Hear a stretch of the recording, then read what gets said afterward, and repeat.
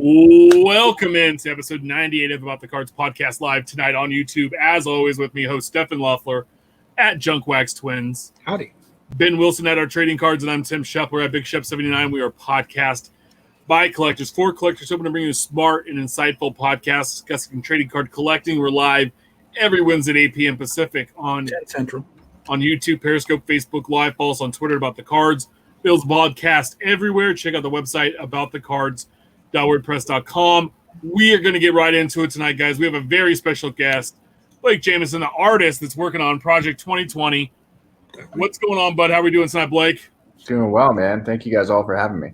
Oh, we're so excited to have you on tonight. Doing a little background, and saw that you went to UC Davis. Yeah, I did. Nice. I mean, Ben and I live like 40 minutes from Davis, and I was like, that's awesome. Amazing. Yeah, I see the Giants gear. Where you guys live?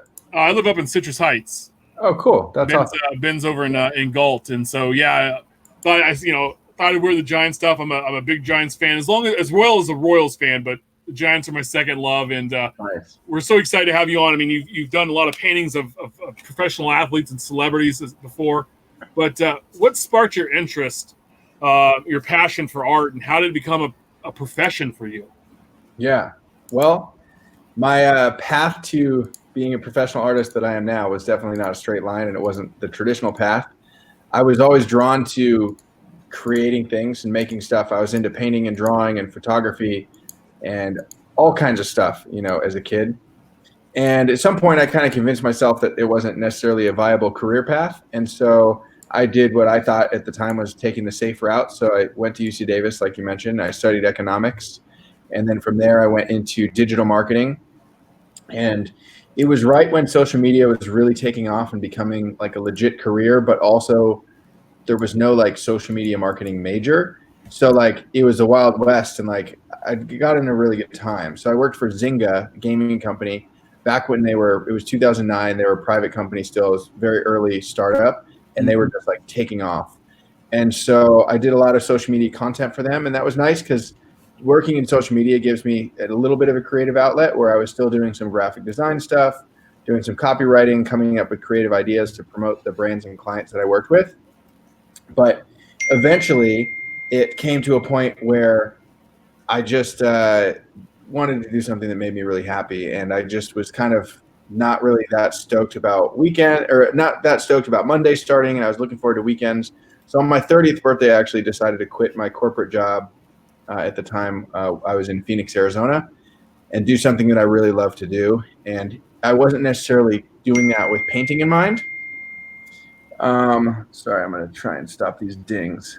I'm not. There we go. I wasn't necessarily thinking like I'm going to quit this job, I'm going to start painting. It was just like I'm going to quit this job, I'm going to find something that makes me really happy. And I took this 5-week trip to Barcelona, Spain. And Spain, I'd never been to Europe before. I didn't know anyone there. I just had a backpack and a hostel reservation for the first night. And Spain has a lot of like walking tours where it's free, and they're promoted at the hostels where you can get a tour and you can see like all the Gaudi architecture. And one of them was street art and graffiti walking tour. And I've always been like, an admirer of street art. And when I learned kind of the history, like the super rich history that Barcelona had, that got me really fired up. And so while I was there, I got back to my hostel that night, and I saw that there was a paint store like across the street from the hostel. So I'm like, all right, I'm going to buy some paint and I'm going to start painting. And so like I was just doing it for fun, and then I just loved it so much that like when I came back to the U.S. 5 weeks later, I was like, painting I think is what I want to do. And that was 5 years ago. So it's been a really crazy 5 years to be now like doing this project with Topps and working with a ton of professional like pretty big athletes and celebrities and stuff. It's like pretty wild to think that all this has happened basically for me in 5 years, which is awesome. Wow, that's a crazy story. I love that though, because sometimes the non-traditional ways to get somewhere is some of the best stuff, because you have all these other life experiences that can add into it. That's awesome. How did Topps get in contact with you to be involved in the Project 2020? So it was really like I don't know, good timing or whatever you want to call it, fate. I had kind of decided, I had painted for several hundred professional athletes, but they were all one painting for one guy, and then I move on to the next client. I wanted to do something that was going to take my business to a new level. and start doing projects that weren't just one painting for one person and move on, because that gets exhausting. It's a grind. So I started reaching out to my friends to see if I had any contacts at Topps, because I knew that with Topps, worked with some artists in the past. One artist in particular, Greg Krindler, is an artist I followed for a while. I love his work. So it just seemed like a really good fit for what I was doing. All of my contacts came up dry. I had nobody that knew anyone at Topps, but it was like that same week, Topps literally like filled out the contact form on my website, and it was this guy Jeff Heckman, who's running the Project 2020, and he's like, "Hey, I've been following you for a while. We have this project we want to talk to you about. Let's set up a phone call." And that was like, at this point, this was like 8 months ago. It was quite a while ago, and there was like 6 months lead time after we talked and kind of were working through the logistics of what Project 2020 would look like. Where like I couldn't talk about the project, I couldn't tell anyone I was doing it, but I knew that I was, so that was really hard. But as soon as the project launched, also, like, I didn't understand the potential of how cool this could be. Like, it's really cool regardless, conceptually. But like for me as an artist, like the exposure that I'm getting, and also like the network of like actual friends that I'm building, because I grew up collecting baseball cards, and like even though I hadn't collected in a long time, it was really easy for me to slide back into that, like into the hobby. And like now, I mean, you should see, like, I don't know if you guys can see, but these are all packs like that I literally written tonight, which is fun. So I'm like, I'm back. I just like bought those spontaneously at Target today because I'm like, I want to open some packs. So it's fun. And yeah, it's been a great experience. And we're only on card 4 out of 20. So for me. No, and that's what's awesome. And we kind of were like back and forth on it when we first heard about it, and I love the fact that all these artists have all you guys have way different ideas of what to do. And, I think some people have been critical of others, but if you go and look at that person's art and then see what they did with the card, it makes sense. To be expected. That's what they do. Yeah, of course. And which is awesome. And, I'm really super passionate. I cannot wait to see the George Brett drop. But the ones you've done so far, the first one up was Nolan Ryan. It was card number 18. Yep. And just the colors. I mean, the Mets have some great color, and so it just pops off. And thank you. One of the I think, we have you had card 33, Don Mattingly, and then you were lucky enough to get card number 42, and it was Jackie Robinson, and he wore 42. It's retired all across Major League Baseball. Yep. That's awesome to have that one particular card. That's pretty fantastic. So that you were selected to have that. And then I know Ben's a big homer of card 57 here, the Ricky Henderson. Yeah. Which I saw I showed my wife the video. It was like it showed all the stages of how the card was made at the very end. And she was like, she's like, she understands the baseball cards and stuff. And I kind of explained to her what it was, but she was just like, I was like, yeah, that's how this art card was made. Yeah. Yeah, I think it's fabulous. Your Don Mattingly is probably, and granted, we're only so far into this, but when all is said and done and we have all 400 cards laid out, that very well is going to be a top 3 to 5 card. I mean, at least in my opinion. I love that you switched the 2 photos. I thought that was phenomenal. Yeah. But just that overall look is just phenomenal. Yeah, I love that card, and I think like, it's crazy watching the print runs and seeing the popularity of this project blow up, because, I mean, even the print runs that came out today, they were really, really good.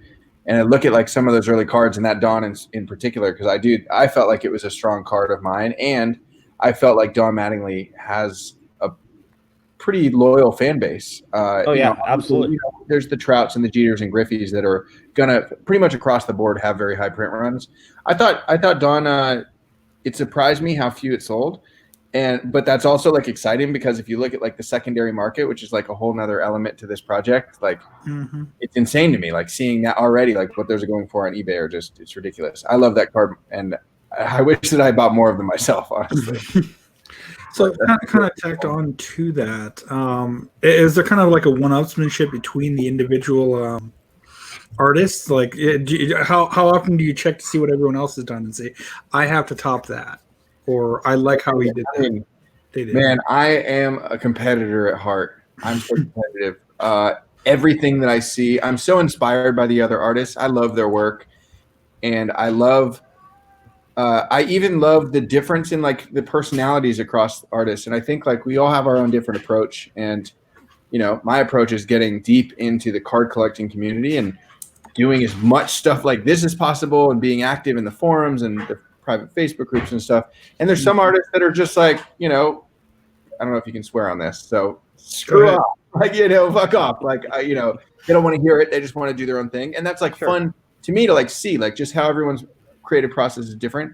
Yeah, I mean, in terms of like competition, so like I said, I'm a super competitive person, and like Ben Baller holds a current high print run. It's on Trout. It's like 35K.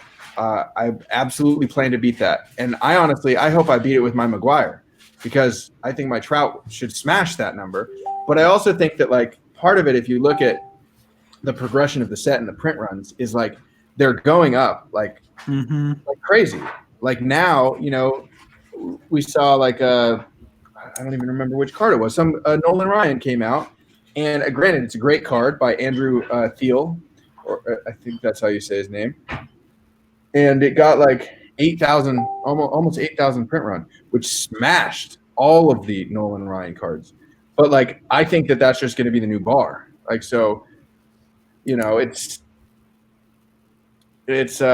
fun. It's fun, like, you know, having a friendly competition with all those guys. And also, like, I'd say like a quarter of the artists I talk to, if not daily, weekly. We're like awesome. Each other, you know, messaging each other on Facebook or Instagram or whatever, jumping on phone calls. So like, it's super cool. And you know, and some of the artists like Gregory Siff, for example, he's an artist that I've personally looked up to in the art world for like the entire time I've been painting. So for 5 years, I've like admired this dude's work, and I loved what he's doing. And I couldn't afford to buy an original painting of his, but I would love to own one someday. And now, like, I mean, last night he was a guest on my YouTube live stream, and then like we're like swapping some art. So I'm going to send him some of mine, and he'll send me some of his, and like we're brainstorming ideas for, you know, different fun ways to promote this project. So like he was the first Brett I picked up, and it's a beautiful. I mean, that's a beautiful card. Yeah, and the fact, I mean, I got my Mr. Cartoon today, and I saw a documentary on him that's going to be on Netflix, or that's on Netflix. I saw a preview for it today. Then I'm like, well, he's got a card in this, so now I have to watch the documentary, and then seeing all the people he's involved. I mean, such a wide variety of people. Have you said you picked up some of your own? Have you picked up anybody else's? I have every card. Yeah. Oh, okay. I have. So at first I was just picking up whatever card really spoke to me, and so I got cards 1 and 2. Which is great because they're expensive now, just because I wanted to have the first couple cards. And I think I made a skip 3, and then I got like the Ermsey Trout, which I think was 4. That's another like heavy hitter now. Yeah. And then I had missed a couple between then and when my Nolan dropped, because as soon as my Nolan dropped, I didn't know what to expect coming in this project for print runs, for you know, how popular the project was going to get. And as soon as like I had my card drop, I got in on the community, I started tweeting to people about it, and I started seeing like what the potential was. Ever since then, I bought every single card every single day, and usually I'm trying to buy 3 of every card. I can't always afford to do that as much as I can afford to. I mean, it's an expensive. Oh yeah, 10 cards a week, $20 a pop. Like it adds up a lot. So we talked about just doing player collections. It's going to cost $400 just to do one player. Yeah. So, yeah. Well, as an A's fan, unfortunately, I got 2 on the checklist. And as gorgeous as these are and as excited as I am, you know, my dad stepped in, luckily for me, and said, I'll buy all the Hendersons if you do the Maguires. Dude.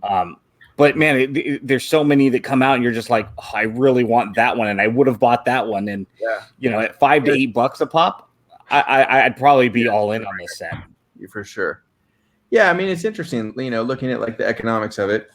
As an econ major, like if they had done it as $10 a card, I think these print runs wouldn't just be doubled; they might be tripled. But what that would also impact is like then the secondary market would just not nearly be as hot as it is right now, and like it's hot, like people are making ridiculous amounts of money flipping cards. No, and I love that. I love the fact that you got in early on this, or you have your guy and you're collecting. I think it makes it makes a big deal. And then like you turn around, you have these cards, and if you can make a few extra bucks to keep in the hobby, then that's what you do. I mean, because we've seen a lot of that lately. To talk about all of your art, what's the favorite piece you've ever completed? Like your favorite piece that you've ever done? Man, that's tough. So there's definitely a few standout pieces that I love. I've always loved doing portraits. I paint a lot of different stuff. I'm definitely most known for my portraits of athletes because that is, from a marketing perspective that I have, that's the niche that I've carved out for myself. And so portraits are like my thing. I also really love doing abstract paintings. So some of my favorite works are abstract works that like they're not even listed or like for sale or anything because it's just like they're just really cool to me. In terms of the portrait stuff, I did a portrait of okay, there we go. Actually, that King Samo. Look at that on the left, and actually that one on the right, that over the couch, is one of my favorites. So this painting right here, and this is just a print price there on the right. Like I try to have like some affordable stuff hit all the different price points because like that original painting was not cheap. And fortunately though, the collector is very close, like geographically to me. I can't obviously go see her right now, but she's in Greenwich, Connecticut. And she was a curator and threw an art show for me when I first came to New York. That piece is also awesome. I love that piece. I sold that piece to one of my best friends, Anderson, who's a music producer, loved Prince, and like I would never even tell people what I sold it for because he got the best deal ever. That painting is freaking amazing. It looks it.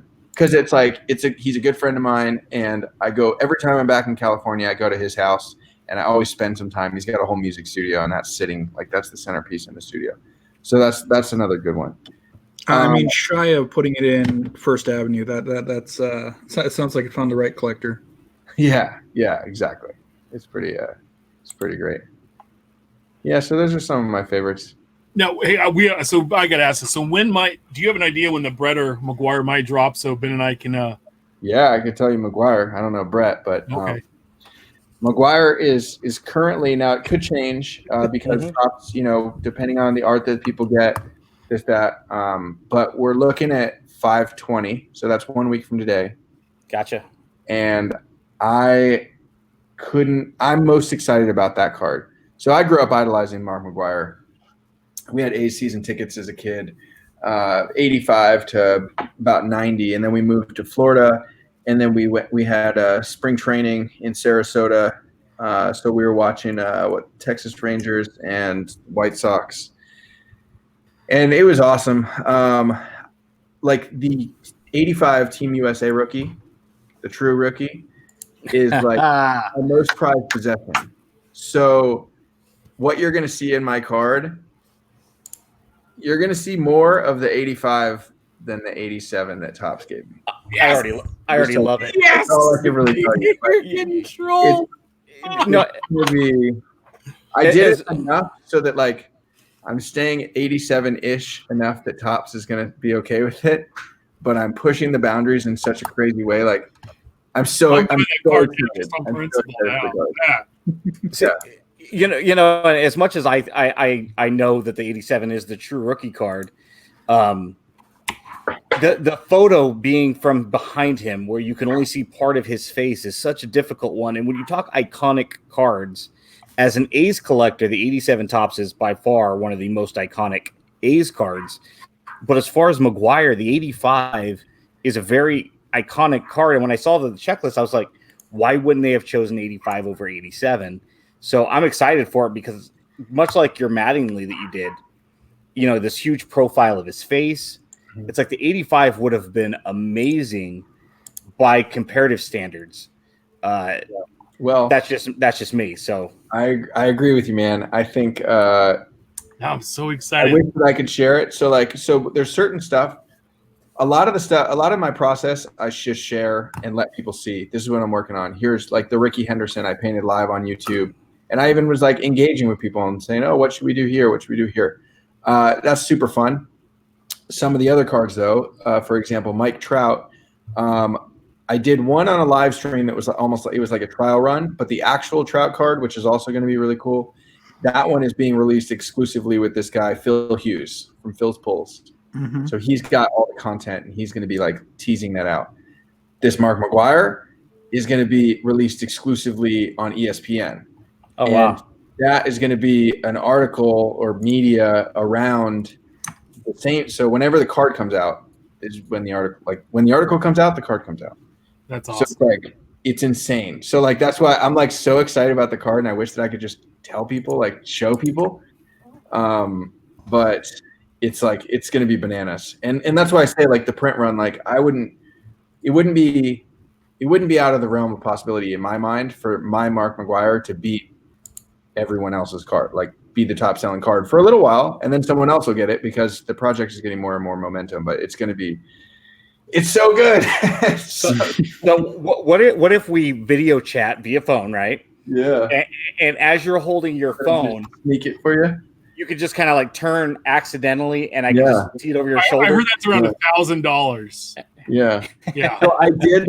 It's funny because I did this live stream 2 nights ago, I think 2 or 3 nights ago, and the title of the video was "Definitely Not Painting Mark McGwire for Tops." And then I had a live stream, and I had headphones in, so I had like you guys were here, everyone's watching, and I had my headphones. I was just listening to an audiobook, and the whole stream was silent, and I let people watch, but I was like back there painting something anonymous that you couldn't tell, like you couldn't really tell what it was. So you just get to see the colors. So I'd be pulling out like the A's colors, put them down there. And then I had this like box that I had written, "Definitely Not Painting Mark McGwire," and I would just keep putting it up on the thing. And then I'd pull out like the blue and the red, white, and blue paint, and I'd put it next to it. And then I'd put the box down and I'd go paint. And it was like as close as that is what you were talking about of like the sneak peek as I could get. Yeah. But yeah, you'll get a little bit of idea, at least of the color palette, but it's going to be nice. That's awesome. It is pretty cool each day knowing right around 9 a.m., 10 a.m. Pacific time that we get to see these cards. You know, for the most part, unless you guys, the artists, are generous enough, if you can share, you do share. You know, we get to see. I don't know who's coming out tomorrow unless one of you guys have shared, and we don't. Even if you guys tell us, oh, tomorrow's going to be Trout and Ichiro, we don't know other than be able to say, well, based on what they've done before. But your Nolan Ryan doesn't look a whole lot like your Don Mattingly. You know that you could tell that they're both your work, but they're unique enough and novel enough to where, you know, when your Henderson came out, again, it doesn't look anything like it other than we can say, yeah, these three are the same artist. Mm-hmm. And that's what's so cool about this project. And I think the three of us have come full circle where we're kind of like, this is going to be, you know, this, that, and the other thing. And, you know, I think we've all come down to understand too that I don't think card collectors are the primary market. I think your personal fans of your personal artwork are the target consumer, and the card collectors are secondary. And that's kind of novel in our hobby because you're pulling outside collectors in, outside money, people who have a different socioeconomic idea of what a $20 bill is worth. Because for me, as an A's collector, I got to decide that I can't get your Nolan Ryan because I got to save money for your Henderson and your McGwire because I also have 37 Topps releases and 14 Panini releases that are going to have A's cards where your personal fans are going to look at this and go, $20 times 20? Yeah. Man, cool. Yeah. Here's a one-off, right? Yeah. Definitely. I mean, I've never sold art for $20 in my life, prints or otherwise. So like definitely, and that's the crazy thing is like those guys, my art collectors that I talk to and say, hey, this is the project I'm doing. Like a lot of them used to be baseball card collectors too. So like if getting them into the hobby, they're busting out their boxes, getting excited. And like when they go and buy cards, they're not just buying 10 of my Nolans, one of my Nolans. They're buying 10 or 20 or 30 of them because to them, like you said, like it's just a different outlook where they're like, oh, okay, I can spend like $250 on art from Blake. Like that's the least I've ever spent for that. And absolutely, you know, and then they'll get 20 cards or whatever. So yeah, it's pretty great, which helps with the print runs because all of us artists, we have pretty, you know, various size audiences, but like loyal fans. You know, we've all been doing it for a long time. Me probably like the shortest time, honestly. And it's pretty cool to watch those people come out of the woodworks and support the hobby. Now, have you seen some of the other ones where we've seen other guys, I draw baseball cards, and that have come up and started drawing their own as well. One of my favorites is Gypsy Oak. He's got very. He did a picture of my son. Did his whole set. He did his whole coffee table book. Yeah. And that I have that set on the way. I'm just, what do you think of others popping up and kind of showing off? Hey, I can do this too. This is what mine look like. Personally, I love it. Like, good for them. And like, you got to hustle like that. It's dangerous from a legal standpoint, for Gypsy Oak to put tops onto his cards, to write tops on his cards. Sure. I would probably warn him to skip that part of the process. But that's like the business me. That's not the art me or friend me or whatever. Like, screw it. Like, the more artists that are doing stuff like that and showing their own art, like, good for them. And I mean, some of them are going to probably break through and get, whether, maybe it's not Topps attention, maybe it's Panini, or, it could be anything, or an art collector, right? That's loving the Project 2020 cards, and like, they might not understand the difference. And then they find this guy, Gypsy Oak, and then they're like, his art's tight, I'll buy some of that. Excuse me. So yeah, I mean, I have mixed feeling. Like, I wouldn't put Topps, like even me, like, I'm a Topps artist. And like, I don't put Topps on anything else that I do. Sure. If I do a separate painting outside the project, I'm not going to write Topps on it. And like, even with like 4 of my Topps cards, for like the little, I'm doing artist autographed cards where I'm buying my own cards. I'm signing them in specially colored inks in limited edition colors, and I sell those on my own website. By contract with Topps, I can only do that after their sale happens. So like a couple days after, my Maguire, for example, then I'll sell, I don't know, 100 to 150 Maguires autographed in different colors. So there'll be like an of 41 and an of 25 and, additions that'll make sense. Okay. Anyways, it's like those stickers. So I had to get, with the Topps cards, you have to take off the Project 2020 sticker to open the case. I'm taking those off. When I sign it, I replace it with a hologram sticker, which I had custom made, that's like tamper evident. So you should help with authenticity stuff. But like, some of the other artists put Topps on that label, Topps artist autograph, blah, blah, blah. Like, we all did our own. Like, I'm like, no, I'm not going to put Topps on that, because I don't want them thinking they're going to get any piece of that. Like, that's me and my business. That's my logo. Right. This is my card. Like, I paid Topps for it. They get their cut. So, it's interesting. All of us artists have different all of us people have different mindsets. I think that like my marketing background came in super handy in the art stuff, because like I kind of understand like the marketing and business component more than what some people might have gotten in like art school, which is very helpful for building a business. Outstanding. Do you have any favorite teams or players or any cards that you follow or collect? Yeah. So like I said, as a kid, I grew up idolizing the Bass Brothers. We had A season tickets, and like the Mark McGwire 85 rookie was definitely my like most prized possession for a very, very long time. My like personal collection was him and Jose Canseco. I fell out of the hobby for a while, and also just kind of fell out of honestly like following baseball. And so I grew up just north of San Francisco, and so during the Giants, dynasty run in, was that 2010, 12, and 14? Yeah, it was all the even years. So I was actually back in California at that time, so I was going to a lot of Giants games then. So like, there's definitely, I've got a decent Buster Posey collection that I like. Nothing super expensive, just like fun for me. So that's probably it in baseball. I do a ton of football like clients. I have more clients in the NFL than anywhere else as far as leagues.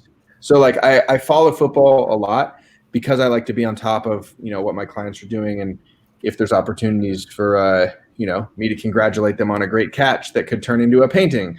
Like, that's the type of stuff that I need to be like wary of. So like, I literally follow like the entire NFL a lot. Being from San Francisco, I like the 49ers.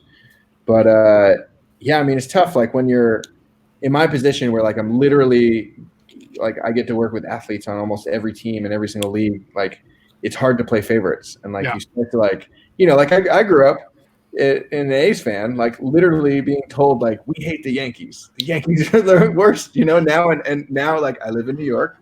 I've painted for several Yankees players, and I've got a bunch more coming up. It's like I love that, and I love going to Yankees games. So it's just funny like how that all evolves. That's definitely awesome. Well, can collectors reach out and commission you for an individual piece? They can, and I've gotten a pretty good some good interest from this project.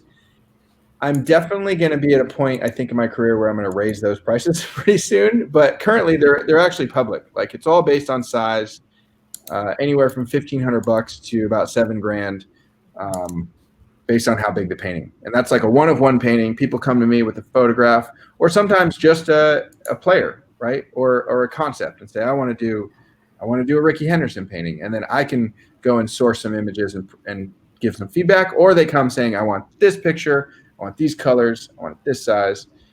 Everyone's different, but yeah. Where can we find you online, follow you, and enjoy and consume your work and what you're doing? Sure. So I would say the hub is my website, proathleteportraits.com. Proathleteportraits.com, all spelled out. On pretty much all social medias, I'm just my own name, Blake, Blake, Jamieson, Jamieson is my username. The only exception is Instagram, where I am athlete.portraits. So awesome. Pretty much it. Well, we appreciate the time. We said 15, 20 minutes. We went about half hour. That's one okay. of my favorite top 2 interviews we've ever done on this show. Absolutely. And I can't wait to see Troll Bin next week. Yeah. And hopefully it comes out on Wednesday, because then we'll get to talk about it, and we'll just do nothing but beat him over and say, yeah, it's true rookie. Yeah. You have a card that proves it. Yeah. It's gonna be awesome. I might be speechless, and that's saying something, because I will argue. I hope so. I will argue with anybody about anything, especially if it deals with finances and economics on Twitter. So to render me speechless, so next week I might just be sitting back with a smile on my face, saying, dude, the pinnacle of my collection. Honestly, if I would love to show you sooner.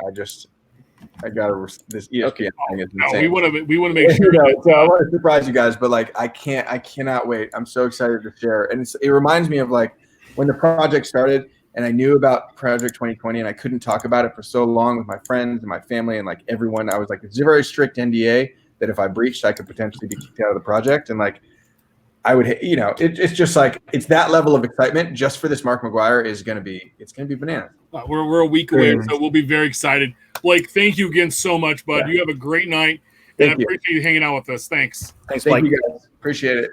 Nice. Awesome. What a dude. Dude, we couldn't have. The way things fell. I mean, such a nice guy, and that's what we heard. If you're not, those back pages said the same. It's just like, he was like so excited that we were having him on. So I even hopped in. I know he was listening, watching there as well. And so there we go, right there. Love it, fellas. Yeah, we love you. We wish we could have as many episodes. The man's got like 300 something episodes on YouTube. You're not watching him. What are you doing? Seriously, we could have talked to him for the next hour and a half and done a 2-hour show about. I mean, I had so many more questions. We had a ton of questions for him on our show notes, but it feels like the more he talked, the more it was like, let's do 3 more as a one-off. Man, that's awesome. That dude, I'm excited. I don't care what you say about 85, 87 true rookies. It doesn't even matter. Just show me that card. Ben, this could be the one. If he merges both of them together, does that not make it the truest? It's like the 87 card now. It's like a halvesies. Yeah. No, so relatedly, Ben, you'll have to check this out. Close it up here. I'll tell you this much, man. I'm so excited because he's a phenomenal artist. But I was hoping one, if not more than one of the guys would venture away from the 87 photo and try to get that 85 in, because it's his face, and 87 is not the most aesthetically pleasing for this project. But the colors on the 87 pop. No, they do. I mean, there's a reason it's my all-time favorite card. But look at what he did with the Mattingly, and the detail on Mattingly's face, and I mean, it's just the fact that he ridiculous. Flopped the pictures is just kind of it's one of those mind twists. Oh yeah, the reimagination is brilliant. And when I saw that, I was like, oh my Lord. I mean, if this is what this project 2020 is going to have, even if only 100 of the 400 cards are on this level, it's amazing. And I was excited to see what one of them, if they try to incorporate that 85 into the 87, because it's a reimagination, right? Take that 85 picture and slap an Oakland A's hat on him, and I'm excited. So Mark Mosley hopping in. Blake's McGuire sounds like mine, only better because because he's awesome. Mark, you're awesome as well, bud. Come on now. And speaking of which, let's just do it right now. We have the random.org here. Give me a sec. Let me pull it up. For the Dub Club that Dub had an extra one he was giving away. And it was for anybody that sent out their hashtag DubGant this week. And here we go. So we're going to do it. We'll do it 3 times tonight. So we have Rich Klein, Matthew Johnson, Scissor Tail Cards, 3B Collection, Triple Rips Cards, and Anderson on here. Our buddy Chris was on the show before. So randomize once, twice, 3 times random. And the winner tonight, Rich Klein. Uncle Rich is the winner. So nice. We'll be, I think we can find you and get that to you. So congratulations, Uncle Rich. He's probably asleep right now. Of course he is. I want to give a quick shout out. I see a bunch of new names in the chat tonight, and I think they're fans of Blake. And I want to say thank you all, if you are, for coming and hanging out with us tonight too.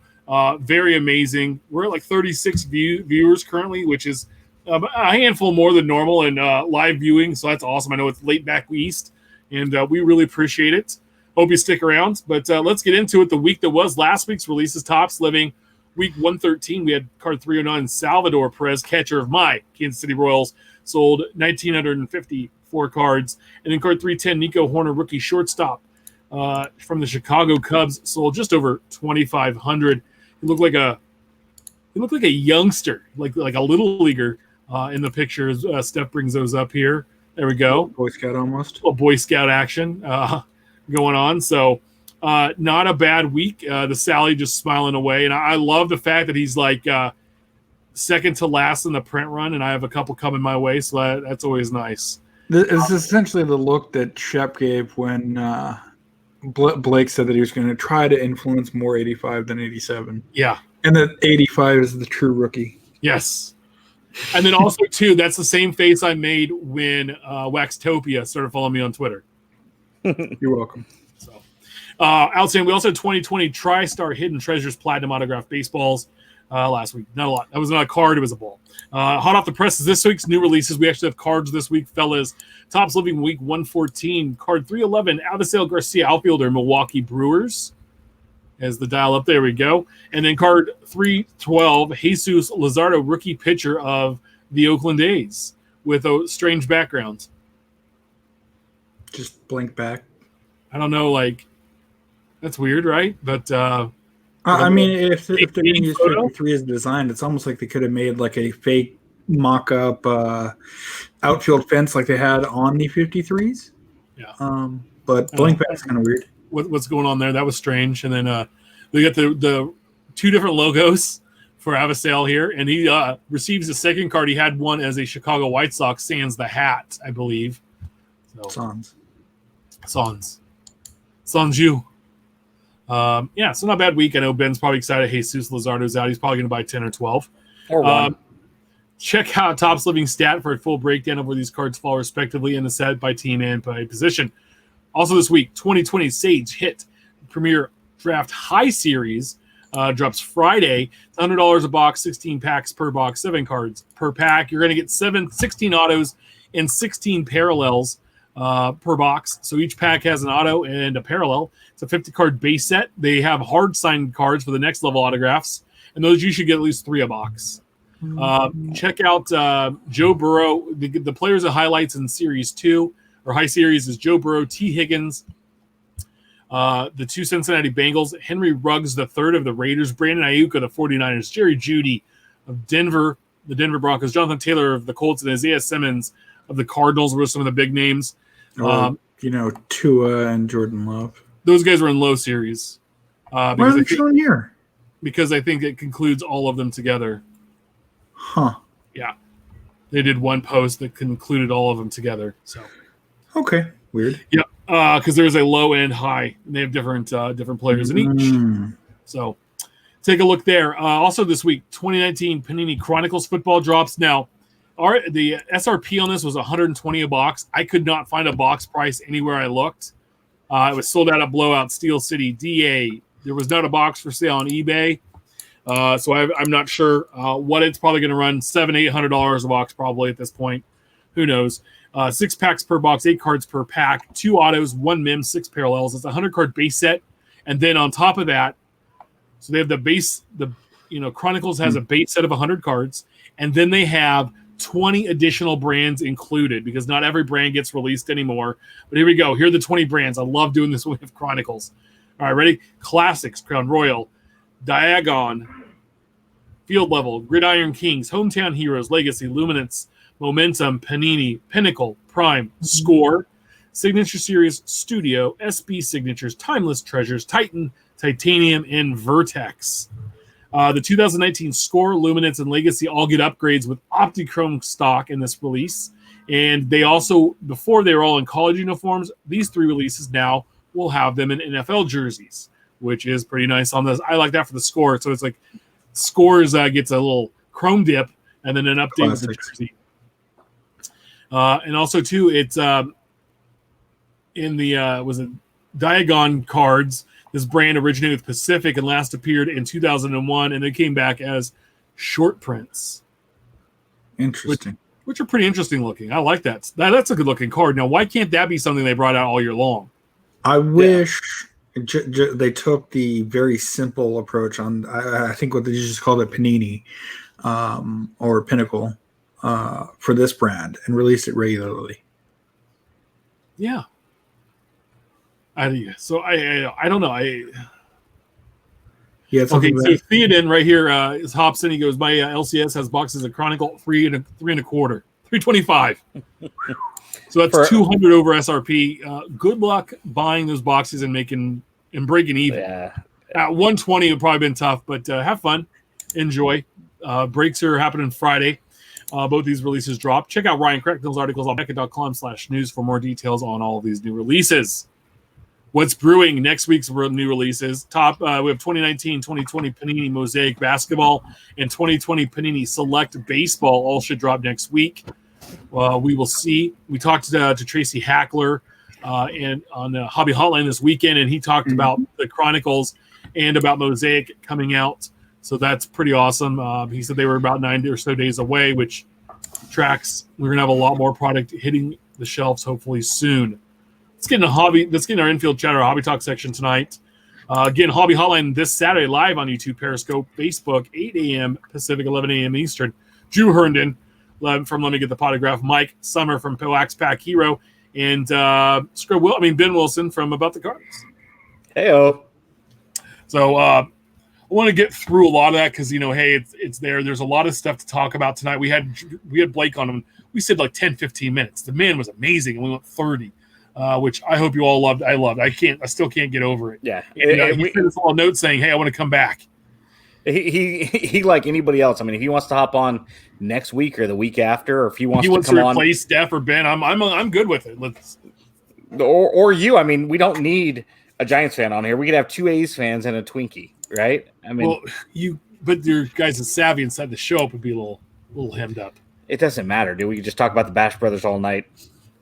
But yeah, he's got an open invitation. If he wants to come on the Hobby Hotline, he's welcome to call in, field some calls if he wants, or just answer some questions with the hosts. I mean, what a guy! I mean, that it feels like even after a half hour, so much more content. Oh, that could have been an hour show.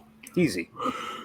Yep. I'm excited, guys. I don't know about you. Steph sent a screenshot, which I then stole and shared it with us. Misappropriated. Misappropriated. Tiger King card set's coming out And guess what company is releasing cards of the Tiger King? Howard and Carol Baskin are having trading cards, you silly cats and kittens out there. And they're going to be made by Leaf. Howard and Carol Baskin, the two of the major stars from the Netflix documentary Worldwide Phenomenon Tiger King. This trading card will only be available for a limited time. Don't miss out for a chance to secure what will be one of the most talked about pop culture cards of all time. This will make one of the most fun gifts ever. That is actually from Leaf's website underneath the cards you can buy. What happened? Interesting marketing ploy here. We're just going to remove it whenever we feel like it. Yeah. What happens when she inevitably goes to trial about the murder of her, alleged murder of her ex-husband? I mean, the documentary take longer. Yeah, the document. Well, you know where to find her, right? I mean, the documentary didn't do her any favors. Even though she, of her own free will, chose to be a part of it. And what a terrible photo. I mean, it's just you say what you will about the woman. If she should face any criminal charges at all, I wouldn't touch anybody from that show with a 10-foot pole because. No, just in general, because the smell that's coming off. Well, there's that. There's that too. I mean, rotten Walmart meat, right? I mean, it's just that whole group of individuals is all, hey, they're all colorful characters, but I would not touch any of them because they're all going to be facing legal troubles to some degree at some point, and I wouldn't want to be in bed with that. Come on, Brian.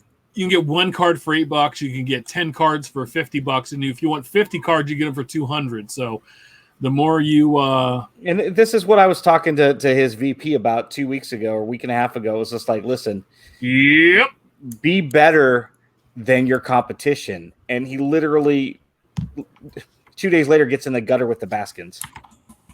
It's like, come on, dude. So I thought that was hilarious.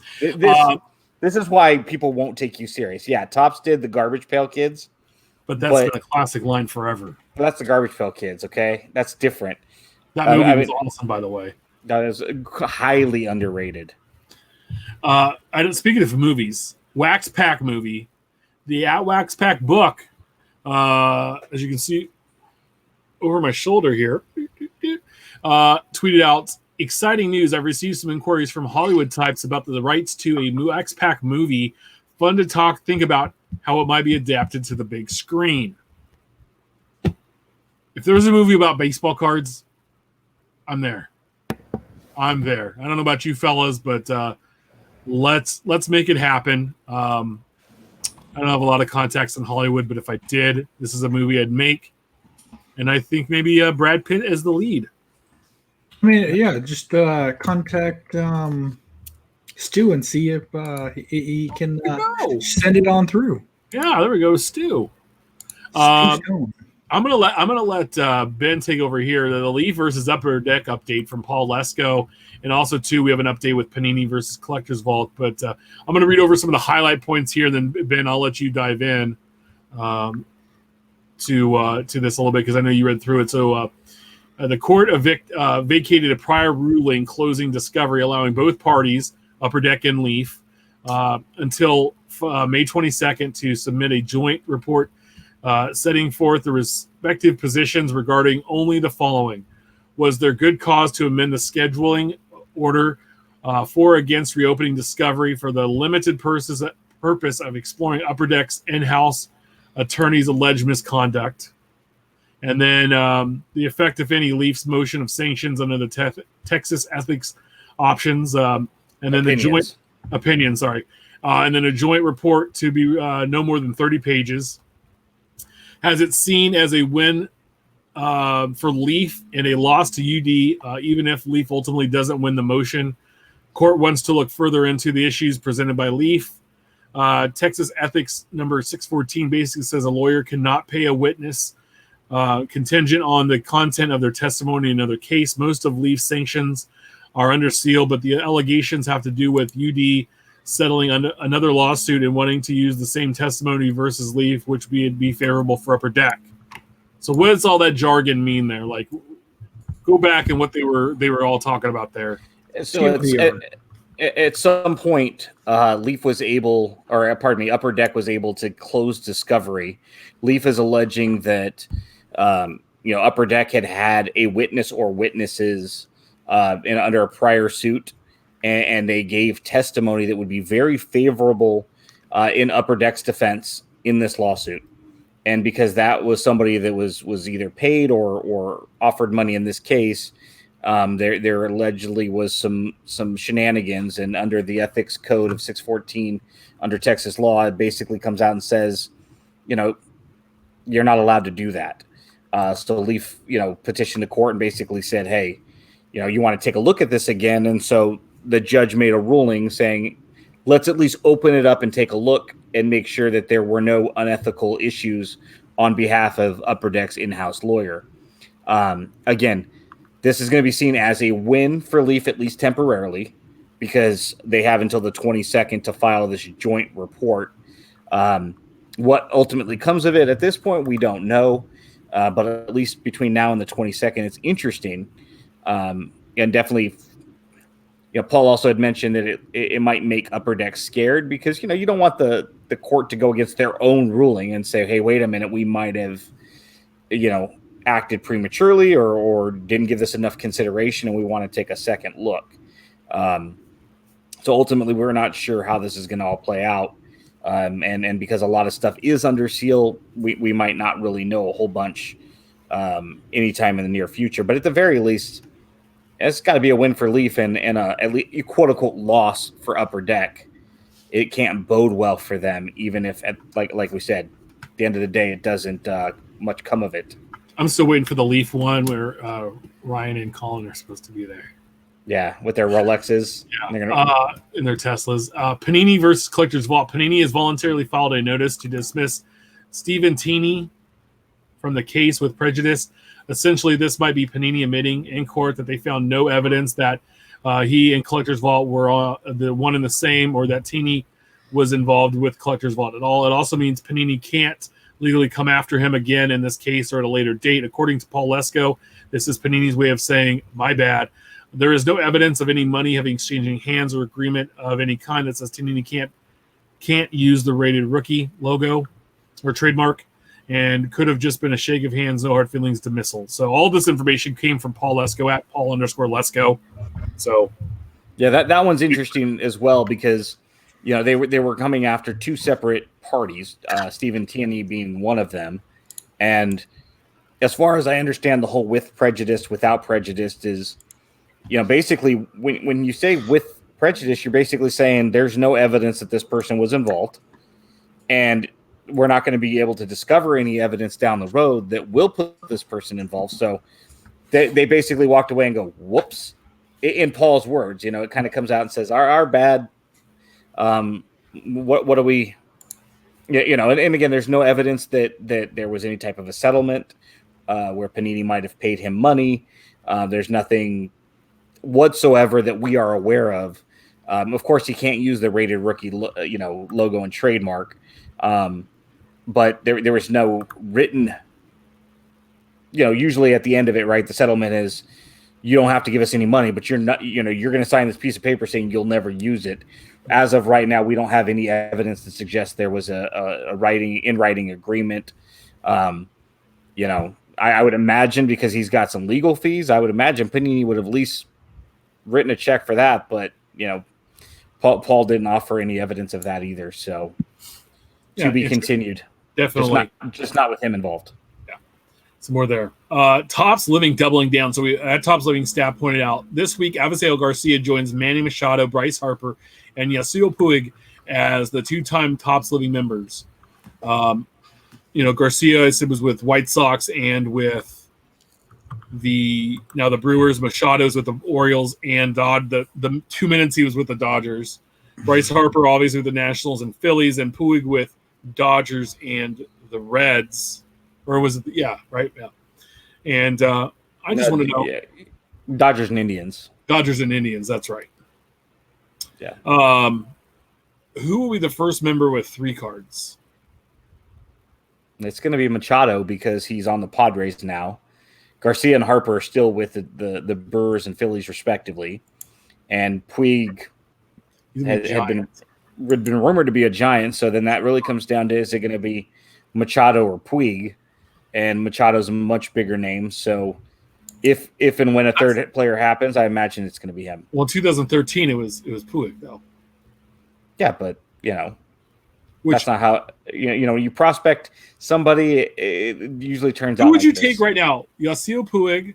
Would you rather have a Yasiel Puig collection or a Yoenis Cespedes collection? Cespedes, because it's green and gold, baby. I would. You got to include all the cards though, from all the teams. Well, see, Puig doesn't have any green and gold. I will say this though: I would much rather have a Cespedes collection at today's prices for him than what I paid. What I paid from 12 to 14 for them. No, I think Machado, Harper, I get. Puig is kind of rungs below that, but Evasail Garcia is like 30, 40 rungs below Puig. Like, they needed a Brewer. But shit, come on. There's other Paul Molitor. Robin Yount. He's going to be a twin. Rob Deere. Cecil Cooper. Gorman Thomas. Yeah. Prince Fielder. Pete Vukovich with the hair, the awful haircut he had in the early 80s. Chris Bosio. Yeah, I mean, Garcia's interesting. It is kind of interesting, though, that we've been all over it for the last 2 or 3 weeks that there's no Brewers, and now all of a sudden, poof, there is one. But there could have been so many better guys. I don't disagree there. They could have made anybody that wasn't Garcia, but that's not for us to decide. We tell them what teams to do next week. We're going to see the Baltimore Orioles next week. Oh, Don Money. Oh my God. Sorry, I pulled up the BB Ref page since it's starting to run out of Brewers here. Yeah, we ran out of Brewers, so we had to hit Google top 20 Brewers of all time because we already nailed 8 of the top 10. Greinke. Teddy, Don, Jeff Cirillo, Ben Sheets, George Scott. Oh, George Scott with the teeth necklace. Yes. Jeff Jenkins from Rancho, baby, went to Cordova High. Carlos Gomez, Sixto Lescano. Chris Bosio, there, Gorman Thomas. Bill Wegman. There's no Raleigh Fingers on there. Interesting. Yeah. He led the league in saves. Jeremy Burnett's. Corey Hart. It's a rough list. God, they've not had good. BJ Surhoff. Outside of Yount and Molitor, I mean, that second tier drops off pretty hard and pretty far. Yeah, I mean, I'm not gonna lie, Brett in the Royals, but I mean, you saw George, you had Bo Jackson, Frank White, Willie Wilson. Some of those guys there were still a lot better than that second tier, the Brewers that you were getting to. You know what it is it's Wile E. Coyote running off the side of the mountain. He runs across hard, right? Molitor and Yount, woo! And then that second, then he looks down and goes, "Oh shit!" BJ Surhoff, Jeff Cirillo, yeah, Chris Bosio. Yep. Did you guys hear about the Uncle Jimmy collection? I did. I think I shared it. Yeah. So Sports Collectors Daily had this awesome article, and I pulled some excerpts from it. It's not a long article. It's a handful of minutes to read, but I pulled like 4 good paragraphs here that kind of talks about what the Uncle Jimmy's collection is. And it leads off. He lived in the same northern New Jersey house his entire, and I want to know if he's friends with Rich Klein or was friends with Rich Klein. Because the man, so he lived in northern New Jersey house his entire life. He was an avid baseball fan and collector who quietly kept an always ongoing growing collection of baseball cards, autographs, and photos. He passed away in March at 97. Okay. The process of selling some of the sets and other items from his lifelong pursuit had been underway for a couple of years. It wasn't until recently, though, that the extent of what Uncle Jimmy was leaving behind to his family members became truly known. The first items to be graded and authenticated by PSA DNA included. I'm going to pull up their stuff. I'm going to Sure. picture. Here's the main one. 6 Babe Ruth autographed 1933 Gowdy baseball cards that were found in a binder and in the attic of his home, along with hundreds of other signed 1930 and 1934 Gowdy cards, including Lou Gehrig, Jimmy Fox, and dozens of other Hall of Famers, most in superb condition. Eddie Collins, Sad Sam Jones, Pat Malone, Clyde Mannion. Sorry. 6 Babe Ruth autographs, and the cards look pack fresh.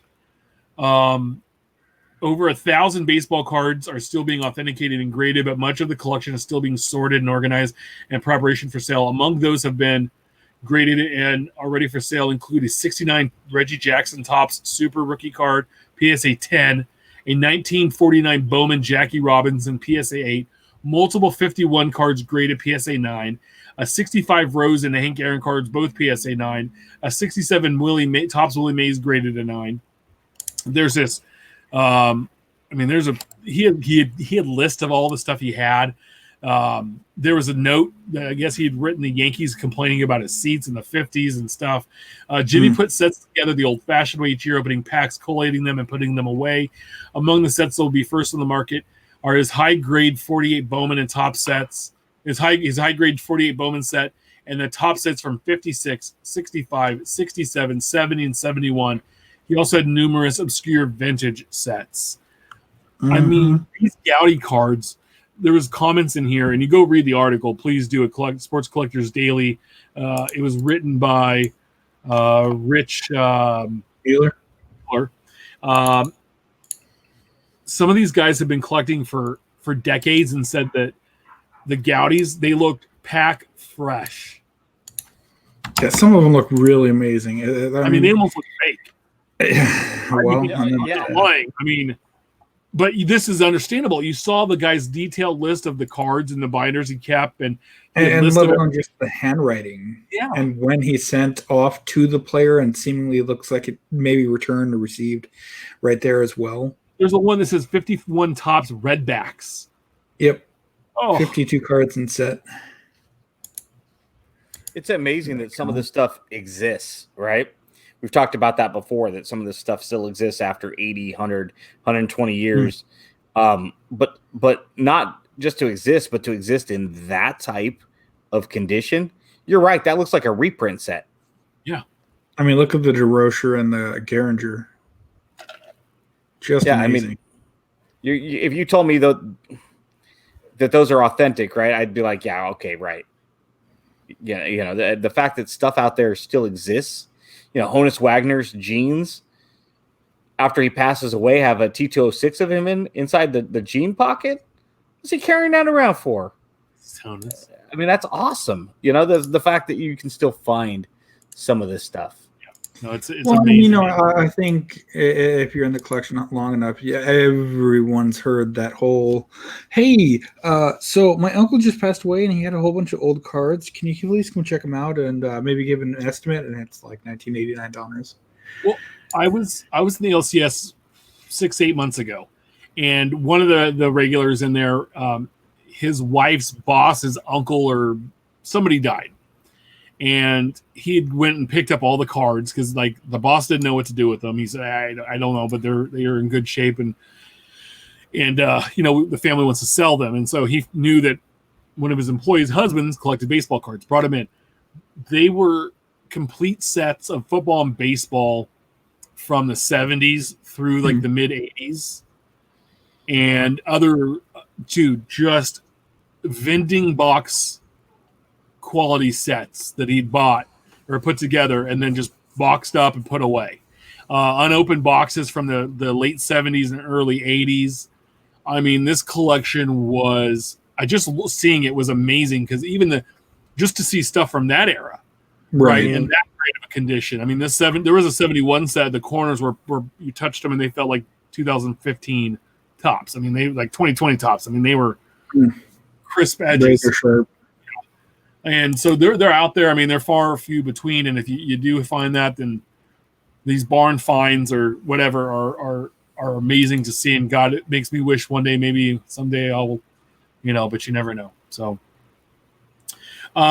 Twins Jake had an interesting comment about Project 2020. As you know, he does a lot of the online, resells a lot of the online top stuff. And does a really good job there. For a long time was our source for Topps Living before he moved away from that. But he said the 2020 Topps cancellation. So he's reaching out to Topps about Project 2020, eBay sellers that are canceling orders to resell. My aim is to block them from future buys. If you have information on these people that leads to their blocking, it would be very much appreciated. So what he's talking about is people that are pre-selling the Topps Project 2020 at, $16, $18 or whatever. So you get a little bit of a discount because they're buying in bulk and they're turning around and reselling it to you, and everybody's happy. And what he's saying, though, is that when these print runs come out and the print run was $5,000, and now that $20 card, and they sold it to you for, $18, is now going for $40. They're canceling your sale and reselling it at that price. And I kind of felt that this might happen. I bought my Brett from somebody I that does a lot of the similar stuff that Jake does, and I got it. I have it here, but I had a feeling seeing some of these prices that this might happen. So now I'm buying from Topps Direct, and I understand it's going to cost me an extra $60. So basically, I'm losing out on 3 free cards, but it guarantees me I get the card because I'm going to go back if I don't get it to Topps and go like, "Hey, what the hell happened? I bought this from you. Where's my card?" But what do you guys think about this? I mean, first of all, it's dirty. It's dirty pool, right? You're not. It's terrible. But I like that he's doing this. But I mean, like, what are your thoughts? So I don't like that it has to be a thing, in that there's a reason that he's trying to do this, and it's unfortunate, obviously, and hopefully not too many people have been scammed over. But I love that he is doing it just so that he can help protect people. Yeah. I mean, it's unfortunate. We get why sellers are doing this. It's the lowest of. I mean, let's not put anything past any eBay sellers, right? I mean, ethics is not a word that you see there very often. Once in a while, you run into some really good sellers that are great, but the more that it just becomes a wild, wild west over there on that website. And so, yeah, the best thing you can do is what you're doing, Tim, right? Buy directly from Topps. If you can find a reputable seller like Jake, where you can buy from him directly, and we know that he's, got a great reputation. We've all bought from him in the past. And he'll take care of you. There's a thing with the Derek Rodriguez Topps Living, and he sent me 2 extra ones to make up. And I didn't need them. I trusted you. And he's like, "No, I want to make sure you feel good about the situation." Yeah, it took him close to a year to send me, because he was having issues with the Dodgers Machado, The chipping. And he'd sent him back, I think, 2 or 3 times, and really good communication. Hey, I haven't got him back yet, or I got him back, and same problem. I'm sending these ones back, and I've never once had an issue with him outside of that, which was not his problem, right? No, he's trying to make sure he gives you a good product. Yeah, he was doing what was right by me, the consumer, and timing is just what it is. I'm like, hey, I'm not in any hurry. I know you're good for it, and outside of Jake and maybe a couple of other people, Topps now West Coast. I've had nothing but positive transactions. I think their official name is Strategic Marketing on eBay. Yeah, that's where I got my Brett, the first Brett. I got my skiff Brett from him. I've never had an issue with them. So, as of right now, I would say that they're reputable. But other than that, I really would either buy directly from Topps or go to Jake, and that's about it. You can, and also too, if you buy from Topps Direct and you have the, you have to have the account, you're in points, and then those points can be used to buy stuff from them. I haven't done it yet. I just keep banking them, and God knows how many points Jake has. He might be able to buy some top shares at this point, seeing his mail days and how much his mailman in the UPS and the FedEx guy hate him. So the other day he said he spent $20,000 like last week on Topps.com. Oh yeah, because he ended up getting some artist prints too from Project 2020 after some of the bots got nailed, or I mean they got blocked. Sorry, this just came across the desk, and I mean, where do you even begin? On your desk? I don't know because NyQuil Jordan, Chicago balls, slam dunk. okay, we got to tweet that out because if you're listening to this and you can't watch the video, This is horrible. that's awesome. I want one. I didn't need it yesterday, but I definitely. You're damn right, I need it now. I need a slam dump right now too. From the Chicago, I think that's the best part of that whole thing. Yeah. Yeah, they're telling me Topps Rewards is only good for Topps Now cards. It is only good, but Topps Now cards get expensive, especially if you're a fan of a top 6 or 8 team. The Yankees and Red Sox and Cubs and Dodgers on every week. I mean, those Topps Now points are no joke. So, do you guys think Project 2020 is killing Topps Living? I think that the hype around it definitely is. I mean, you're still gonna have your collectors that love living, and great set, mind you. It's just there's so much that's put through with the Top 2020 that, again, no offense to the artists on Topps Living, but the variety of the artists that Topps has brought in for the set is just amazing.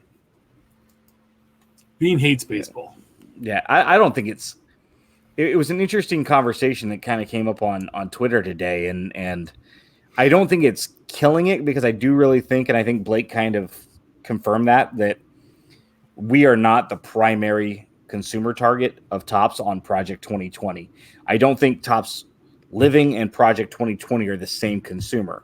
Now, yes, people like ourselves and others are going to be buying some of both projects or programs.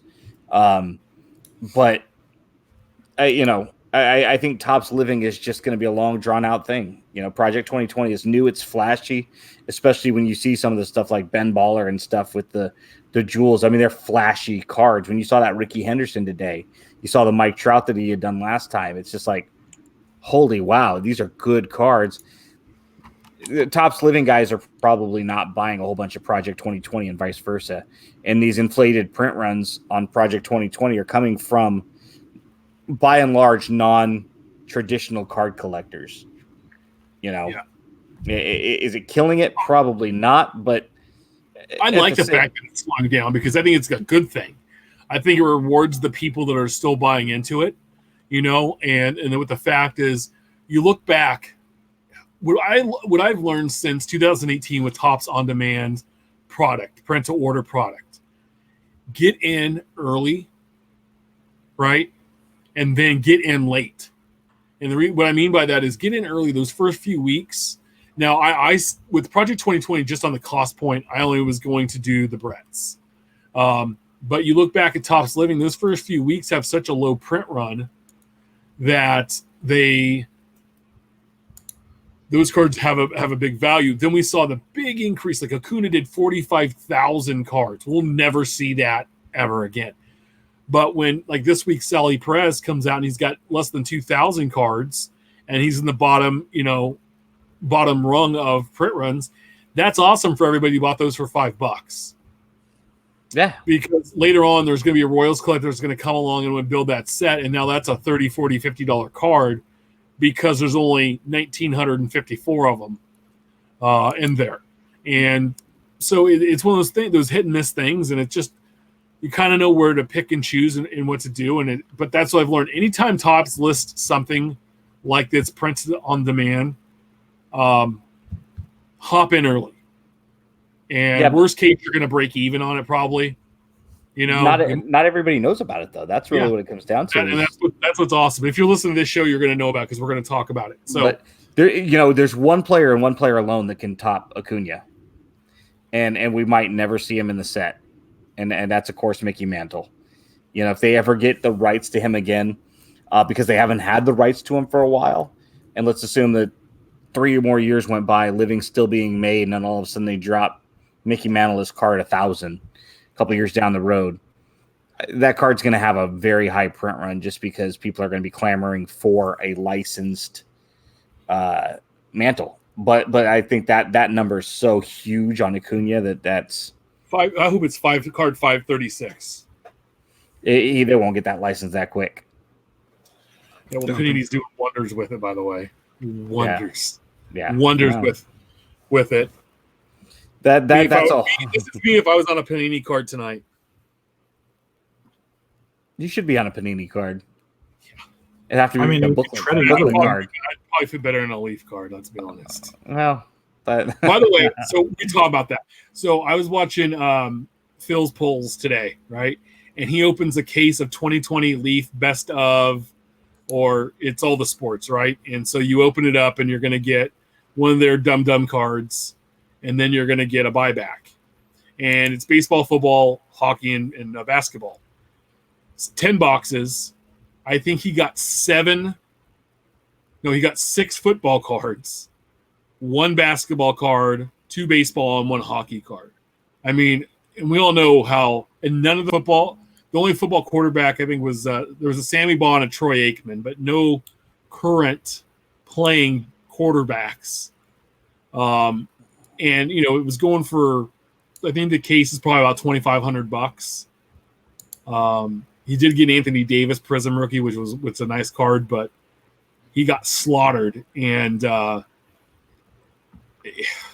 their best product is buyback product. And that's all. That's it. I mean, that's all. They nothing else. The other stuff they do, it's not. Well, about the cards isn't going to get an Allen and Ginter anytime soon, probably. So hey, Leaf, where's your Leaf about the cards product? No, without my image, man. I'll call Mark Mosley and have him do a card of us first. I think we need an 82 Mark Mosley with the 3 of us on there. We do. That would be awesome. We need Mark to draw us a cartoony version of our avatars. Yeah, avatars. Yep. Production's down. So I've been told by multiple sources that Mosaic basketball production's down 75%. Now we've seen it hit retail, and God, if you find it at retail, don't open it, just sell it, because the prices are ridiculous on it. Don't open it, because you're going to make 4 or 5 times what you paid, maybe 6 times what you paid for it. I also was told that 1 full day of Bowman product was cut. So to kind of give you an idea with these printers, each release is given a slot, which can be a 2 to 3 day slot or a 2 to 4 day slot. And with the quarantine and limited employees, days are being pulled from slots. So Bowman lost a complete day of print run this year, and it's supposed to drop in 2 weeks. So I don't know what that means. I know Top Series 2 cases that originally were pre-selling for about $750 for hobby and jumbo. Jumbo's a little bit more. Both now are over $1,200 for a hobby or indoor jumbo case for Top Series 2. Guys, what do you think this means for future releases the rest of the year? So I'm going to go ahead and hit the obvious one. Does that mean that we won't get Stadium Club first day issue? I hope so. I hope it means that they don't get those stupid Rangers cards they were talking about for Series 2 about, a new stadium, because they haven't played it. So maybe the Rangers are going to have 1 base card this whole year, and it's Nick Solak. I hope that's what happens. I'm sorry, the 6 Ranger fans that collect baseball cards. Sorry, Irving. Yeah. Sorry, Dan Good. Well, there's Susie's husband, Mr. Suze, Dan Good. He collects the Rangers. Yeah. Talking another franchise that hasn't had a lot of talent either. You know what? At this point, I don't think there's anybody out there in this world that can predict what's going to happen in the economy, in anything, right? I've been on so many conference calls with people that are experts in the economic field, and we've talked about this, that, and the other thing. And at the end of the day, we just all start laughing and go, this whole thing was just a waste of our time. It's fun, but you don't know. You can't predict. You can't anticipate. You can't forecast. It's not how this works right now, right? I mean, we're talking about my company going back to work tentatively June 1st, and we're talking trickling employees like 2 or 3 at a time. My wife's office said, hey, we're not getting back anywhere before September 8th.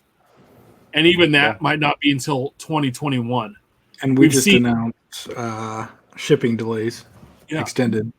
We saw Cal State universities all going to online classes, and sports might not happen for fall, which like 23 universities, something like that affected. It's football. And when we look at the hobby and how hobby dollars are spent, I'm going to use myself as an example. Every day I look up about 20 different Oakland A's players, current players and some of their legends, right? Guys that are featured in newer products like McGuire and Canseco and Henderson. And today I found 2 cards that were newly listed that I'd be open to buying. Cards that were already on my watch list. These are just new ones from different sellers.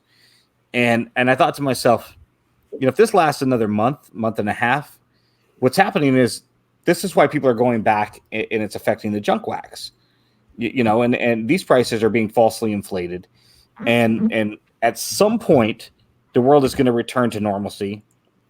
People are going to go back to work. They're going to forget about the junk wax. And a lot of that stuff is going to go right back to, forgotten about mostly. And right now, any new product is going to be sought after because there's just nothing left to buy for most collectors. We already have everything that's new. Retail is going to get wiped out. The second hits the shelf, somebody's buying it all. And don't get mad. It's what's going to happen because when you can buy a Series 2 blaster for $20 and probably sell it for $40, and it's just a Series 2 blaster, we've all been there. Why not? I'm sorry. I know. I even think you would. I think you would do it if you could go in and you knew you could get $40 for a $20 box of cards. You would go in a heartbeat, buy it, sell it, and move it on, and then go buy a ton of A's cards. It's very tempting now, isn't it? Right? I mean, I've got a lot of A's cards that I was planning on selling at the show back in March. Right? I'm going to sell it at the next show. This is stuff that is probably going to sell for higher prices locally at a show than it would on eBay.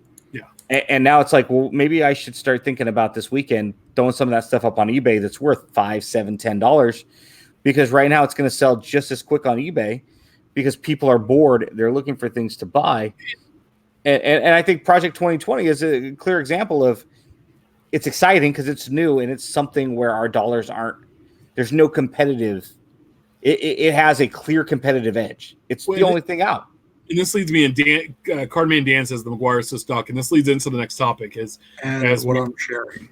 Yeah, as we try to do this. I saw what you're sharing, and but I want to preface this real quick. Do you think that maybe some of this junk wax stuff was underappreciated, undervalued for so long, and people are realizing they made a lot of it, but God, that was some good product. 87 Topps boxes were $5 or $10, and now they're going for like $30 or $40. And I know they made a ton of it, and people talk trash about it. But that has some of the best rookie cards. If you look back in the mid to late 80s, most of the good rookie cards were untraded. 87 was not that way. Outside of Maddox. Except for Maddox and Matt Williams. Everybody else was in hobby, was in the release. Bonds, McGuire second. Yeah. So this is on February 17th, this card sold for $36 after ESPN announced the McGuire Sister documentary. The last one sold for $298. So this is an 87 Topps McGuire Gym Mint 10. The Tiffany in February sold for the Gym. Okay, so that's a PWCC one. I don't count that card, and I'm going to tell you why. It's PWCC. So and we'll come back to that stuff, but I found one that wasn't PWCC. Of the 87 McGuire, and it did sell for $285, a few cents less than that one in May. The Tiffany in May sold for $80, PSA 10. A Tiffany in May sold for $600. The 85 McGuire PSA 10 in February, there's only a handful sold that are PSA 10 for $85 because we know that had a lot of sensitivity on grading, but was sold for $838. One in May sold for $1,085. The 90 Sammy Sosa Leaf, which is considered his best rookie card, a PSA 10 in February sold for $30. Not bad. It's a decent price. A PSA in May sold for $210. because of this documentary. We saw what Jordan's prices did. Sammy and McGuire have been vilified in the collecting community because of their alleged activities during that home run that they don't want to talk about. They don't want to talk about in '98. But McGuire still has a huge market. So although he's been vilified, but $28 for a PSA 10, not a bad price. 208, 10 times the amount 3 months later. It's all artificial. I mean, it has no sustainability. And to answer your point, yeah, I think a lot of cards from the junk wax era were underappreciated and probably monetarily undervalued, right? How many of us have went back and watched 80s binge movies and go, you know what? These are really good movies. Music was good back then. And yeah, so many of us have gotten rid of a lot of that stuff that we don't have it anymore. So even though it was overproduced, I don't have a lot of 1989 tops anymore. And so people go back and buy it. And I think more people are buying the sealed wax to give them something to open because it's inexpensive, or at least was, relatively speaking. You do a comparative cost analysis, and it's like, I can spend $400 on Chronicles, or I can spend $25 on a box of 1990 tops. Yeah, I've got it all, but there might be one or two things in there worth my $25. Just be careful what you're looking at. I tweeted out earlier today. I typed in 1987 McGuire Tiffany, and there were like 5 or 6 listings that had random letters and numbers from the seller, all of which had 0 feedback. They were all very blurry pictures. It almost looked like the exact same picture, just listed multiple times, and it was all like at $6 starting price. And these were all raw. They didn't show the back. And then I got to a little more expensive cards, and you flip them over, and they're dirty brown, right? So it's obviously the base card, not the Tiffany. Mm-hmm. So if you're trying to go out and get one of these cards, not just necessarily McGuire, just in general, I think with the up spike we've seen in junk wax over the last 4 to 6 weeks, there's going to be a lot of unscrupulous sellers who are either doing this on purpose or just don't know. They're either naive and think that it might be a Tiffany, or they're trying to use, eBay search engines to get more searches, more views.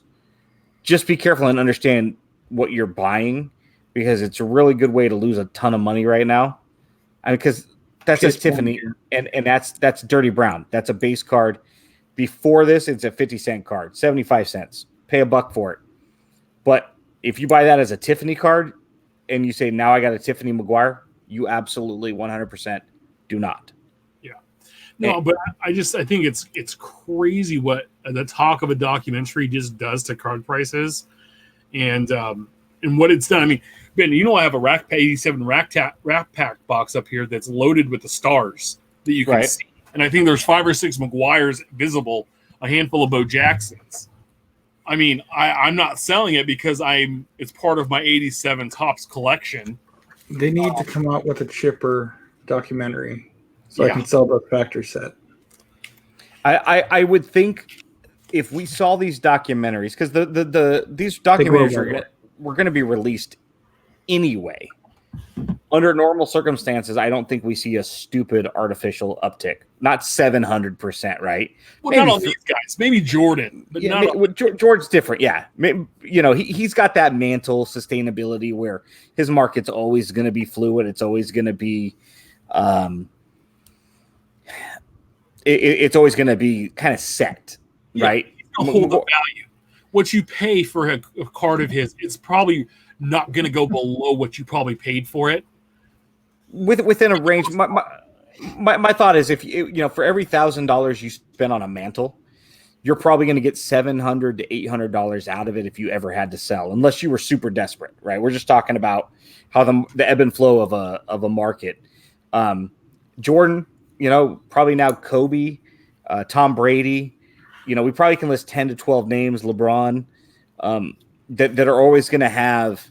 Willie Mays, a lot of the older baseball players, Jackie Robinson, Ted Williams, I think will probably always I bought a 56 Ted Williams that was graded a 4. It was probably a 6 or a 7 if you had broke it. And the guy told me that he got it like on a 1-day return at a show years ago. I paid $125 for it. I sold it for $125 because I needed to buy something and I needed to cash out of it. I got 100% of my money back. Worst case scenario, I probably could have got 85 to 100 at a show, right? That's the difference between parking your money in a card and speculating. Speculating, you just never know, right? Well, I speculated on a few cards this week. I had some fun. I don't know about you guys, but I picked up a 91 Donruss Elite George Brett. Oh, nice. Ungraded. Nice. And it's not here yet. It's supposed to be here tomorrow. And then I also picked up a 93 Topps Finest Brett and then a Finest Royals team set because of the prices. I was motivated by those back pages from his video on St. Patrick's Day. We started busting out all these PSA Bretts. And I have PSA Brett run from 75 through 94 of the Topps, all the Topps cards he had. That the flagship Topps cards, the league leaders or record breakers, all those. Mm-hmm. But he was pulling out some other ones, and those were two that I had never had in my collection, and I found them on Sunday, and they were undervalued for what I thought. Compared, the graded ones were a little bit more, but these were clean looking cards, worthy of me purchasing it for under what they've been selling for. I also picked up a 91 Topps George Brett Desert Shield card, ungraded, and it's in very nice condition. The centering is really nice. The corners are really nice. For what I think is a steal, I think I paid $45 for it. It was $50 shipped. And it's gorgeous. And I had one that was graded. I had a record breaker that was graded. I busted out a couple of weeks ago. And because I'm working on my Brett project, and I didn't want it to be in the graded case anymore. So, but I have the set now. I'm so excited to get the other two, and I will show them off. I'm going to be picking up I have a 93 Elite coming now. I just found out during the show. But here's my Gregory Siff George Brett Topps Project 2020, which I bought for $17, which I think is a few $100s now, which is crazy. And then my Mr. Cartoon came today, which, by the way, when he does cards, if you have a player or a team you like, just buy and you haven't bought any, I recommend to buy his card. I mean, this thing is, besides Blake, I mean, this one is gorgeous. Yeah, that I tweeted out the day that dropped that was probably easily a top 3 card as of that, in my opinion. Yeah, I love the different colored blues on that card. I thought that was just a sweet card. Yeah, and so I mean, I have found too, like there are some people out there that are putting stuff that it's kind of getting lost. And like I said, these Bretts before, they were way more expensive than what I was able to pay for them. And even some of the stuff, there were ones that were ungraded that weren't buy it nows, and they were bids. And the bids were higher than the buy it nows, and there were like 30 people bidding. So I was like, I went and I looked at the card, I read the descriptions, I did all my, and I was like, boom, dude, I'm just going to buy this card. One had to make an offer on it, and I was like, I don't want to chance it. So I was like, what's a couple bucks, right? What's 10%? Because I know that 10 or 15% is what we're going to come back on. So I was like, just buy it. And so I'm just, I'm very excited to add these Bretts to my collection as I start to, as I start to really start to narrow down and really focus on getting some of those obscure Brett, not obscure, but the higher end Bretts that I haven't picked up. I know, Ben, you picked up some cool stuff this week. Yeah, I got the McGuire's from 2020 from FDOT. That was the first one, and I love these. I think they're really cool by Keith Shore. I know his stuff has been kind of. He just came out with the Mariano Rivera today, and then I got the 2 Ricky Hendersons. If you get a chance to pick up one by Joshua Vides, which is the one that a lot of people, had talked crap about because it just looked like black marker, I highly recommend look at it like it's 3D. Take it outside and look at it under sunlight. These cards are extremely interesting, and I went 180 on these. And then to the point that we were just talking about earlier, that I had said recently, I went back and picked up a bunch of the old star sets. The old, yellow, green. I think they did George Brett, and they did quite a few players back in the day. The only one I passed on was a Todd Van Poppel. I'll get it eventually, but I picked up 12 different 12 different Canseco, Henderson, Dave Stewart sets, and a couple of Mark McGuire promos, which were released. They don't have backs on them. Nice. All of these star sets, you know, if you're familiar with them all, had anywhere from like a 300 to like 2,000 set print run. You know, gold, silver, platinum, Nova, home run. They're really neat. They were unlicensed at that time. A lot of the same imagery on them, but they're fun. I like the star sets. Brett has a couple like 15 or 17 card sets. Yeah, most of these were 9 or 11. There was also a really neat one that they did with Eric Davis, I believe, in '88, McGuire and Davis. And so that was a real fun one growing up, especially because, you know, Eric Davis, the 86 Tops, got me into the hobby. So to have a dual set with him and McGuire specifically was neat. But this is cool stuff. You know, it kind of takes us back to those old days. You picked up the Desert Shield. The modern stuff is phenomenal. It is. It's gorgeous. But going back and grabbing some of that earlier stuff, that pre-1991, it touches a different part of the collector in each of us, I think. So, Steph, would you pick up? I see the card you shared. So I got a couple to share. One fellow Longhorn here, but also shares my last name. Place kicker. We mentioned him when we had our spotlight with the place kicker a couple weeks back. You know, long snapper. Long snapper. Yes, Casey Kreider. Yes. Played for the Vikings for like 10, 15 years. Long snapper. Nice. The guy who hikes the ball for when the punter goes poof.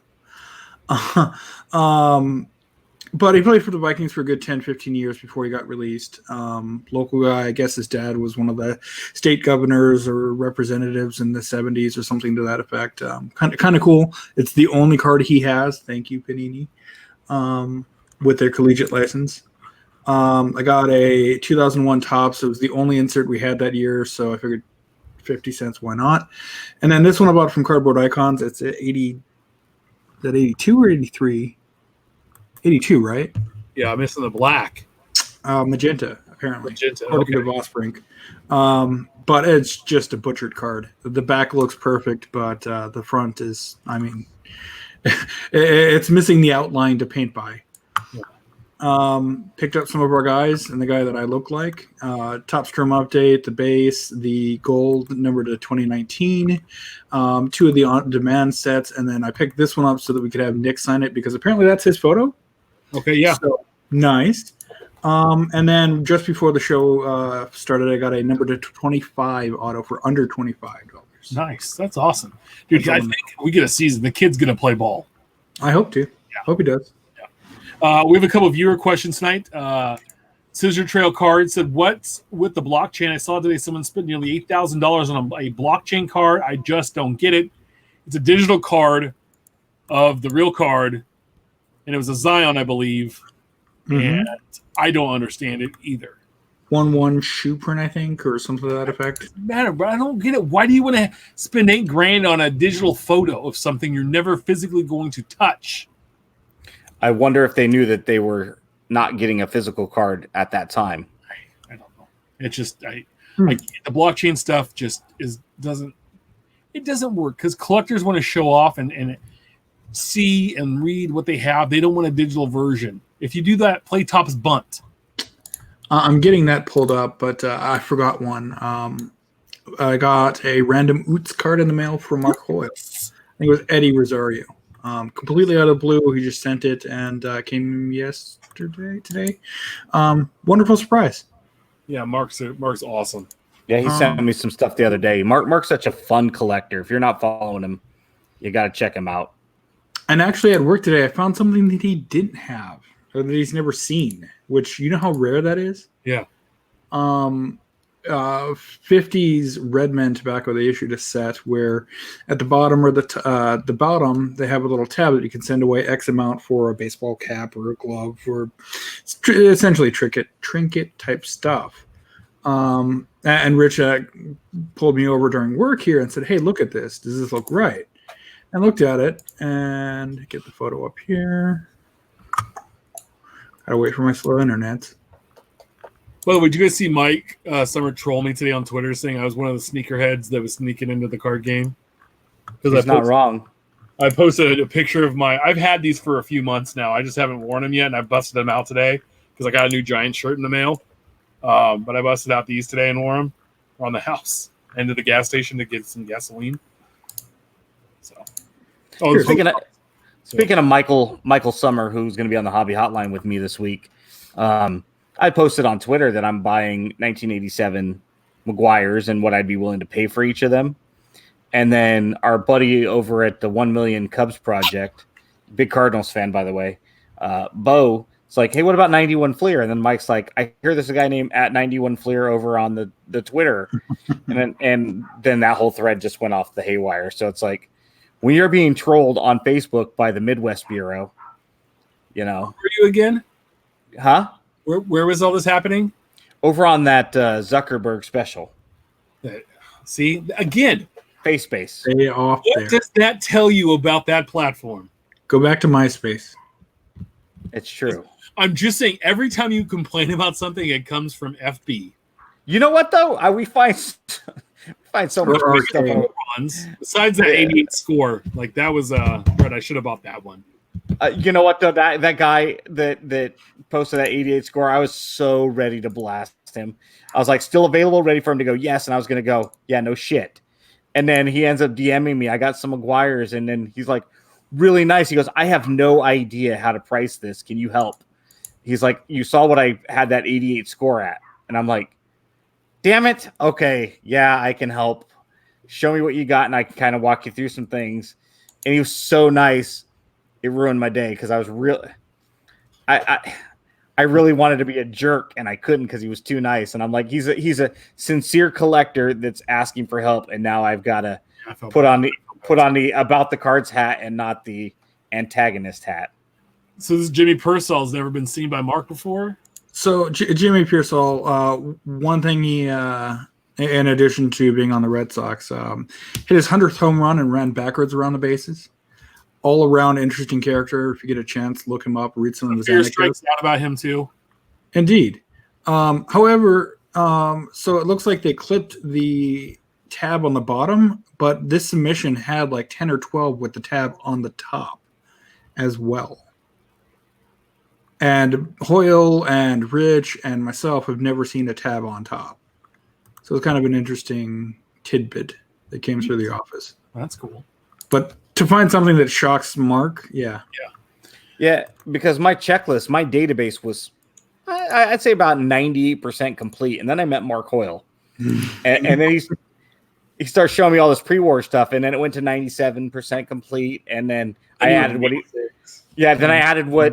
he had, so it went back up to 98. I've added more sets because of Mark's friendship and generosity in sending me crap. He's like, is this on your database? No, Mark, it is now. Thanks. Yeah. And it's not like his stuff that he shows me is cheap either. That's what sucks.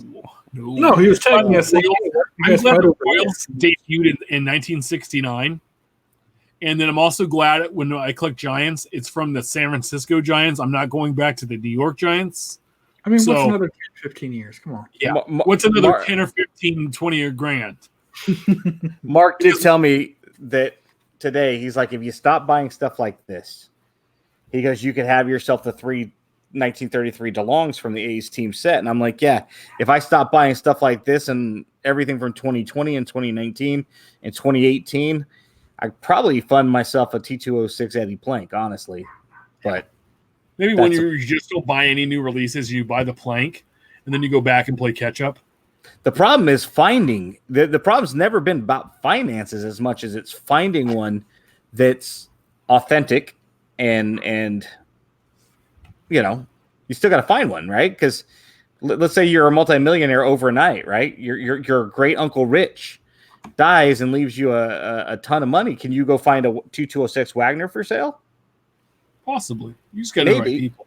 Yeah, but you got to find one, and that's the thing. Is I know. And he's gone, and we're in trouble because he's the guy we're going to call. I know 2 or 3 people looking for a Plank for me in a Do you know this great Uncle Rich also leave you his black book Rolodex of names and numbers to call? When our great friend Rich Klein passes away, he's not leaving Ben shit. Let's just be serious. You know what he's going to do? He's going to leave you a bunch of 85 McGuires. We have one last question, too, from Blades of Steel is 79. That's our good buddy John P., who's the amazing artist of the George Brett behind me. Mm-hmm. Any update on Baseball Diamond Kings? I keep hearing it's pushed back. Steph, our resident Diamond Kings fiend. Yes. So on last week's Hobby Hotline, we talked to Tracy Ackler, of course. And just before we let him go, I said, so look, as maybe one of your biggest social media pushers for Diamond Kings, and what I break, there hasn't been a year that I haven't broke at least 6 boxes. And some years way more than that. And I said, so how's the product looking this year? I mean, I know with everything going on and you guys wrapping up just now, what you got? And he said, so with the delay, usually the set releases in May. It's a great product. Thankfully, it's found its niche market of people that like it. Love that we brought it back. And looking at about 2 or 3 weeks. So early to mid-June. Yeah, outstanding. Remember to watch the Hobby Hotline on this Saturday at 8 a.m. Pacific, 11 a.m. Eastern with the call-ins. Call in with any question, comments, whatever. Check it out. We appreciate the support. Ben will be on. If you're looking for another place to find us, I was on a recent episode with Dr. Jim Beckett. That's awesome. He's had 2 of the 3 of us on the show. Yeah. 2 of the best parts of the show. The 2 best looking. And he's in Angela, so.